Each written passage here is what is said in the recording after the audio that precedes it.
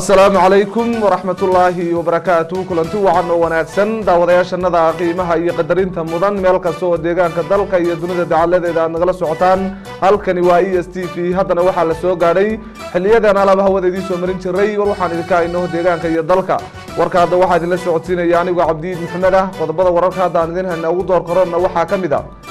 xubno kamid ah golaha wakiilada shacabka ee Jamhuuriyadda Dimuqraadiga Federaalka Itoobiya ayaa deeq dhar ah gaarsiiyay haweenka iyo carruurta soo barakacay ee la dajiyay tuulada Qolaji mashruuca biyaha nadiifinta qaaliti ee magaalada Addis Ababa oo ah adeeg biyaha nadiifta gaarsiin doona haddii ay tiradoodu kor u dhaafayso 1.5 milyan ayaa la sheegay in tijaabinta mashruucan la bilaabi doono bisha soo socota daawadayaal qodobadaas ayaa qodobada warkaatan ugu door qoran qodobadan iyo qodobo kale oo dhameystiran faahfaahintooda u diyaar garooba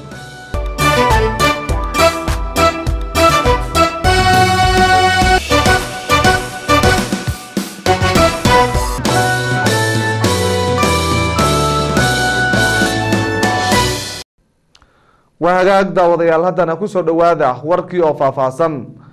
حبنا كم إذا قلها وكيلة الشعب كجمهورية الديمقراطية فدرالية إثيوبيا هيا ديق دره جارسيي هوين كي عرور تصوب ركعي للدشيي تولد قلتشي فالله دوركنا وحى إنه يجيه وريهن محمد عبد الجرباء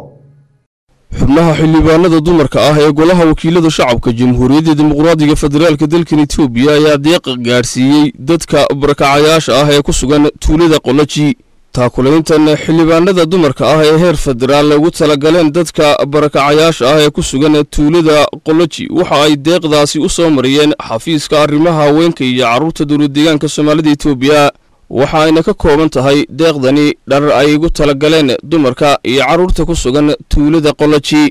xubnahan ka socday guddiga xildhibaanada dumarka ah ee golaha wakiilada shacabka Jamhuuriyadda Dimuqraadiga Federaalka dalka Itoobiya iyo wasiirka xafiiska arrimaha haweenka iyo carruurta dowladdeegaanka Soomaalida Itoobiya Marwo Raxmo Suldaan Maxamuud Haybe ayaa kadib markay gaareen tuuladaasi Qolaji kulamo la qaatay qaybaha bulshada sida dumarka iyo carruurta si wada jir ahna ugu wareejiyeen deeqdan ay uga sideen xubnaha xildhibaanada dumarka ah ee golaha wakiilada shacabka Jamhuuriyadda Dimuqraadiga Federaalka dalka Itoobiya dadkan barakacayaasha ah gaar ahaan dumarka iyo carruurta wasiirka xafiiska arrimaha haweenka iyo carruurta dowladdeegaanka Soomaalida Itoobiya Marwo Raxmo Suldaan Maxamuud Haybe ayaa kadib markii ay si wada jir ah ugu wareejiyeen deeqdani qaybaha bulshada ee loogu talagalay warbaahinta deegaanka goobtaasi warbixin kooban ku siisay maanta waxaan aad iyo aad ugu mahad celinaynaa golaha xildhibaanada heer federaal gaar ahaan qaybta ururka haweenka ee heer federaal ayaan u mahad celinaynaa runtii deeq fiican bay noogu soo deeqeen deeqda fiican ay noogu soo deeqeen aad iyo aad ayaan ugu mahad celinaynaa deeqdaas oo ah Qolaji 1 iyo Qolaji 2 deeqdaas oo maartay heer federaal golaha xildhibaanada gaar ahaan qaybta dumarka ay ururka dumarka ay noo soo gaarsiiyeen Marwo Ababayo Gasahayn iyo xildhibaan Saxarle Cabdulaahi oo kamid ah xubnaha xildhibaanada dumarka ah ee golaha wakiilada shacabka Jamhuuriyadda Dimuqraadiga Federaalka dalka Itoobiya ayaa kadib markii ay deeqdan gaarsiiyeen bulshada ku dhaqan tuulada Qolaji dhankooda hoosta ka xariiqay talaabadan inay qayb ka tahay dadaalada kala duwan ee ay ku caawinayaan dhammaan dumarka ku kala sugan deegaanada dalka Itoobiya waxaan nahay xubno ka socda Jamhuuriyadda Dimuqraadiga Federaalka Itoobiya oo gargaarkii u horeeyayna ah haweenka in la gargaaro arintaas oo maanta bilow ah oo hadeedna sii socon doonto gargaarkeena waa markii ugu horeysay oo deeq noocan oo kala soo gaarsiiyaan dadkan barakacayaasha ah ee ku sugan tuulada Qolaji xubnaha xildhibaanada dumarka ah ee golaha wakiilada shacabka Jamhuuriyadda Dimuqraadiga Federaalka dalka Itoobiya iyadoo xilliga uu ka dambeeyo ay si tarisay kaalmeynta dadka barakacayaasha ah ee ku sugan tuulada Qolaji qaar ka mid ah ardayda wax ka barata dugsiyada maamulka magaalada Jigjiga ayaa loo qabtay tababar ku saabsan nidaamka wax isbaritaanka ardayda dhexdooda faafahinta warkana waxa inoo haya wariye Mustafa Yuusuf si kor loogu qaado tayada waxbarashada isla markaana ardayduna ay u noqon lahaayeen kuwa ka faa'iideysta oo ku dhaqma xeeladaha kala duwan ee ardayda ka caawinaya inay gaadhaan hadafkooda dhinaca waxbarashada ayaa waxa uu howlka shirarka ee xafiiska waxbarashada tababar uga furmay arday laga soo kala xulay 7 dugsiyo ku yaala maamulka magaalada Jigjiga iyadoo tababarkan ay soo diyaariyeen midowga ardayda dowladdeegaanka Soomaalida Itoobiya ee jaamacadda Jigjiga iyaga oo la kaashanaya xafiiska waxbarashada dowladdeegaanka Soomaalida Itoobiya iyo jaamacadda Jigjiga waxaana furitaankii tababarkan ka hadlay wasiirka xafiiska waxbarashada dowladdeegaanka deegaanka soomaalida Itoobiya mudane Ibrahim Aadan Mahad oo sheegay si kor loogu qaado tayada waxbarashada ardayduna ay u noqon lahaayeen kuwa dhinac walba ka dhisan guulna ka gaadha mustaqbalka waxbarashadooda in nidaamka tabarucaadda ardayda dhexdeeda uu yahay mid horseedaya in ardaydu ay dhexdooda kala faa'iidaystaan isagoo ardaydana ugu baaqay inay ka faa'iidaystaan cashirada lagu bixinayo tababarkan oo ah mid ardayda ka caawin doona waxbarashadooda. waxaa xusid mudan xafiiska waxbarashada dowladda deegaanka soomaalida Itoobiya in uu dadaal dheeraad ugu jiro sidii uu tayada waxbarashada kor u soo qaadi lahaa. tayada waxbarashada marka aan leenahayna waxay ka kooban tahay qaybo kala duwan. waxaa halbowle se u ah mar kasta macalinka iyo ardayga, waayo labada qaybood ee mar kasta ku kulmaya waxbarashada waa macalinka iyo ardayga. broseska ay sameeyaan labadaasi ayaana waxbarasho tayo leh ay ka bilaabataa. dadaalada kale ee xafiiska iyo maamulada ay sameynayaan waxay ka yihiin qayb nidaamka tayeynta waxbarashada. hase yeeshee arrimahan soo sheegnay ayaa kuwa ugu muhiimsana. ujeedada ugu muhiimsan ee dadaalkooda wuxuu yahay sidii ardayda loo bari lahaa marka hore nidaamka tabarucaadka waa arday isu xilqaamay in uu waqtigiisa u huro sidii arday kale oo saaxiibkiya ama arday kale oo mataqaanaa ka hooseeya loodahaan ka hooseeya uu u siin lahaa cilmi iyo aqoonta isaga maskaxdiisa ku jirta.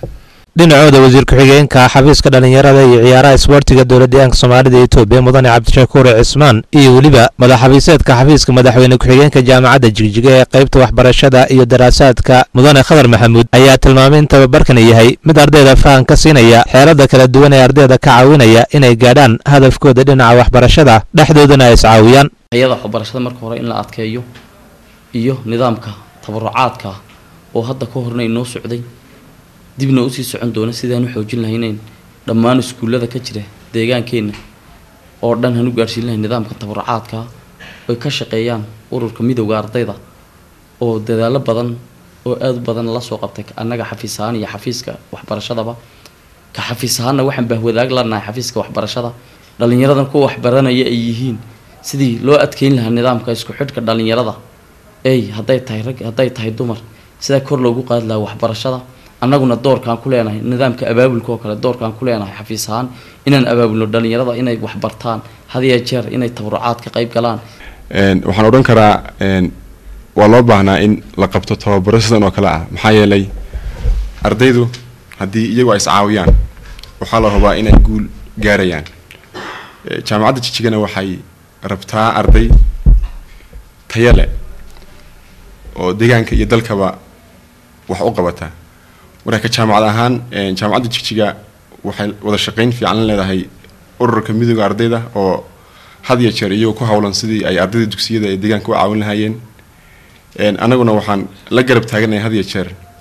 waxay u baahan yihiin. tababarkan oo ardaydu ku qaadan doonaan cashiro ay ka mid yihiin muhiimadda waxbarashada, faa'iidada akhriska iyo ku dhiirigelinta ardayda inay caado ka dhigtaan wax akhriska iyo weliba ka faa'iidaysiga waqtiga ayaa waxa uu tababarkani socon doonaa muddo 2 maalmood ah. maarayaha dugsiga hoyga agoonta ee magaalada Jigjiga ayaa sheegay in ardayda wax ka barata dugsiga ay si habsami uga faa'iideysanayaan hanaanka barisbarasho ee dugsiga. faafahinta warkana waxaa inoo haya wariye Cabdiqaadir Ismaaciil. dugsiga hoyga magaalada Jigjiga waxa uu kamid yahay dugsiyada hoyga ee deegaanka waxaana la aasaasay sanadii 2003 oo laga joogo muddo 8 sano ah. ujeedooyinka ugu waaweyn ee loo yegleelo waxay tahay in lagu daryeelo laguna barbaariyo waxna lagu baro carruurta agoonta ay waalidiintii dhalay gumaadeen ururka u beega balkiisu dhacay si carruurta agoonta ay u noqdaan kuwa ku fikira mustaqbal wanaagsan. dugsigan ayaa isugu jira daryeelka cunnada iyo jiifka iyo weliba helitaanka waxbarashada asaasiga taas oo ay si buuxda xukuumaddu uga qabtirtay helitaanka daryeel aad u sareeya iyo weliba waxbarasho tayadeedu aad u sareyso. dugsigan hoyga agoonta magaalada Jigjiga waxa uu ka kooban yahay dhinaca waxbarashada barbaarinta carruurta ilaa iyo heerka u diyaar garowga jaamacadda. mudane Maxamuud Cumar maarayaha dugsiga hoyga agoonta magaalada Jigjiga oo ugu horeyn wax ka weydiinay dhinaca daryeelka ayaa cadeeyay in heerka daryeelka carruurta agoonta ee ku xareysan dugsigan uu yahay mid horeba ay xukuumadda iyo xisbiga dimuqraadiga shacbiga Soomaalida Itoobiya uga baaran degeen si carruurta agoonta ay u helaan daryeel aad u sareeya iyo weliba waxbarasho tayo leh. waxa carruurtan ku jira gabdho iyo wiilal ay da'doodu aad u yar tahay iyo kuwa kale oo u sii baahan taakula gaar ah mar walba u baahan taakula gaar ah. isku soo wada duuduuboo dugsiga hoyga Jigjiga wuxuu carruurta u taagan yahay halkii aabbaha iyo hooyada oo kale ayuu u taagan yahay waxaana la siiyaa adeegyada daryeelka iyo kuwa waxbarasho oo hufan. khadar xasan axmed waa garwadeenka geedi socodka maaliyadda qorshaynta dabagalka iyo qiimeynta wuxuuna ka warramayaa shaqooyinka ugu muhiimsan ee dhinaca adeega guud ee waaxdani ka qabato dugsiga hoyga agoonta ee magaalada Jigjiga. shoppingiga anagu waan qorsheynaa waxaan sameynaa inaan adeega shoppingiga oo dhammaystiran haddii ay saabuun noqoto haddii ay shaambo noqoto haddii ay oomo noqoto haddii ay kareen noqoto haddii ay baasliin noqoto dhammaan ayuu wixii shoppingiga oo idil waan u soo iibinaa. intaa kadib waxaan soo indhaynay hanaanka geedi socodka daryeelka guud ee dugsiga hoyga agoonta magaalada Jigjiga waxaana la kulanay Suleekho oo kamid ah shaqaalaha adeega u qaabilsan dhinaca daryeelka carruurta. waxaan u xilsaaranahay ciyaalka yararka waxaan bixinaa agab dhan shaambadii kareenkii oomadii maristii caanihii dharkii kabihii wax walba ciyaalku u baahan yihiin ayaan bixinaa. ilmaha yararka oo kaleeto aroortii markaan toosin oo kaleeto ilmaha aan kari karin ee yarka si gaar ah anaga u caawinaa shoppingkiisa iyo shaambadiisa iyo wax walba oo dhan u marna hagaajina. waa hagaag daawadayaal halkaan nagala socotaani waa ESTV warkaan idinka hayna dalka. mashruuca biyaha nadiifinta qaaliti ee magaalada Addis Ababa oo ah adeeg biyaha nadiifta gaarsiin doona dad ay tiradoodu kor u dhaafayso 1.5 milyan ayaa la sheegay in tijaabinta mashruucan la bilaabi doono bisha soo socota. faahfaahinta warkana waxaa inoo haya Ibrahim Cabdi Muuse. mashruuca nadiifinta biyaha ee laga hirgelinayo xaafadda Qaaliti ee magaalada Addis Ababa ayaa waxa uu mashruucani awood u leeyahay in uu maalin walba nadiifiyo biyo gaaraya 100 kilomitir kuubik taasi oo markuu mashruucani shaqada si toos ah u bilaabana uu adeega biyaha nadiifta gaarsiin doono dad ka badan 1.5 milyan oo qof oo ah shacabka ku dhaqan xarunta dalka ee magaalada Addis Ababa iyadoo mashruucani uu yahay mid loo adeegsado teknoolajiyada casriga ah lana dhigmo kuwa ay ka faa'iideystaan wadamada horumaray markii ugu horeysana ay ka faa'iideysanaysa xarunta dalka ee magaalada Addis Ababa ka dal ahaan 100 kilomitir kuubik oo ka imanaya magaaladana maalin walba nadiifin doona. ሁለት ዓመት ከ4 ወር ሆኗል ግንባታው ከተጀመረ በአሁኑ ሰዓት ኦልሞስት የማጠናቀቂያ ምዕራፍ ላይ ነው የሚገኘው 99% የማጣራጣቢያው ስራ ተጠናቋል። በአሁኑ ሰዓት በአንድ ወር ባልበለጠ ጊዜ ውስጥ ቀሪ ስራዎችን ሙሉ በሙሉ በማጠናቀቅ የቴስቲንግ እና የኮሚሽኒንግ ስራዎችን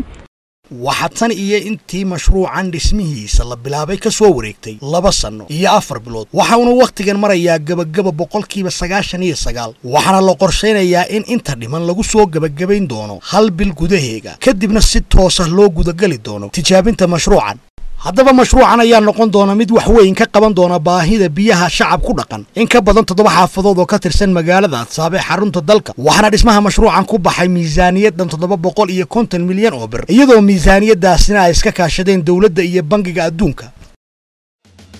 inta waxa inoogu eeg warkii aad kala socoteen TV-ga caalamiga ee STV xaruntiisa magaalada Jigjiga warka hadda waxa idin la socodsiinaya anigu Cabdi Maxamed aniga asxaabta kale sida sare ay qayb qaadatay xilitaminta warkan anna isku duban waxaan isku dhaafaynaa. Assalaamu calaykum wa rahmatullaahi wa barakaatuh.